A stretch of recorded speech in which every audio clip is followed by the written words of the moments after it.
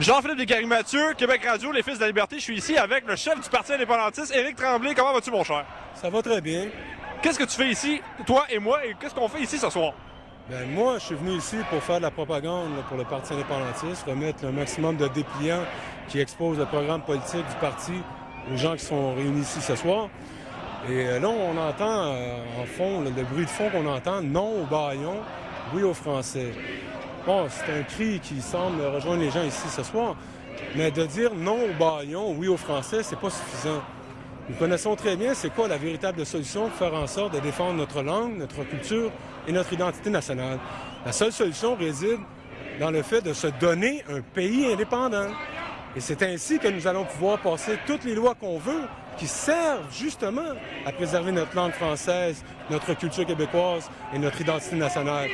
Madame Marois a dit, bon, élisez-moi, je vais abolir les écoles passerelles, j'en fais mon engagement formel. Madame Marois n'a même pas parlé de la solution qui est l'indépendance nationale. Alors, c'est ce qu'on dénonce, nous, depuis 2 ans et demi au Parti indépendantiste. Pour réaliser l'indépendance nationale, il faut la proposer clairement lors des élections au peuple québécois.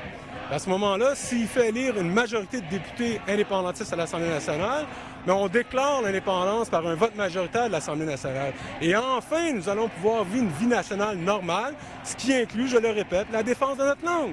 Mais dire le contraire, c'est de la manipulation. C'est de nous faire croire qu'en restant une province, on pourra malgré tout préserver notre identité en Amérique du Nord, chose que vous savez fort bien est impossible. Notre poids démographique chez nous au Québec ne cesse de diminuer à cause d'une immigration massive qui s'assimile majoritairement aux Anglais. Comment allez-vous faire là, pour protéger la langue française en 2031 alors que notre poids démographique va être réduit chez nous au Québec à 65 %? À ce moment-là, il va être trop tard pour nous donner un pays. Alors qu'en ce moment, on a les moyens de le faire si on s'adresse clairement à l'intelligence des Québécois et au cœur des Québécois. C'est pour ça qu'on a fondé le Parti indépendantiste. À la prochaine élection, c'est ce qu'on va leur proposer lors des élections. Un vote pour le pays, c'est un vote pour l'indépendance. Vous voulez un pays, mais votez pour le Parti indépendantiste. Et enfin, nous pourrons enfin protéger notre belle langue française. Mais pas autrement. Autrement, c'est de la supercherie. Ben écoute, t'anticipes ma prochaine question. Je vais le poser quand même parce que je l'ai posé aux autres personnes que j'ai interviewées.